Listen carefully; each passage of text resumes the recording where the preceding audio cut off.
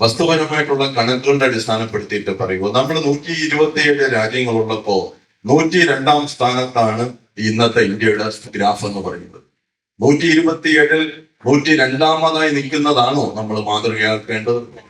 നമ്മളിവിടെ പാകിസ്ഥാനും അഫ്ഗാനിസ്ഥാനും ഇനിയിപ്പോ ഇന്ത്യയുടെ പിറകിലേക്കുള്ളത് 2-3 വർഷം കൂടെ കഴിയുമ്പോഴത്തേക്ക് ഇന്ത്യ എന്ന് പറയുന്നത് പാകിസ്ഥാനും ഈ പറയുന്ന അഫ്ഗാനിസ്ഥാനിലും താഴെ പോകുന്ന ഒരു സമ്പദ് വ്യവസ്ഥയിലേക്കാണ് ഈ രാജ്യം പൊയ്ക്കൊണ്ടിരിക്കുന്നത് എന്നുള്ളത് ആർക്കാണ് ഇവിടെ അറിയാൻ വേണ്ടിയിട്ട് പറ്റാത്തത് എന്നുള്ളതാണ്. 45 കോടി ജനങ്ങൾ ദാരിദ്ര്യരേഖയ്ക്ക് താഴെയുള്ള ഒരു രാജ്യമല്ലേ നമ്മളെ രാജ്യം. 20 കോടി 6 ലക്ഷം കുട്ടികൾക്ക് പോഷകാഹാരങ്ങളും ആരോഗ്യ പരിരക്ഷയും ലഭിക്കാത്ത ഒരു രാജ്യമല്ലേ നമ്മുടെ രാജ്യം എന്ന് പറയുന്നത്.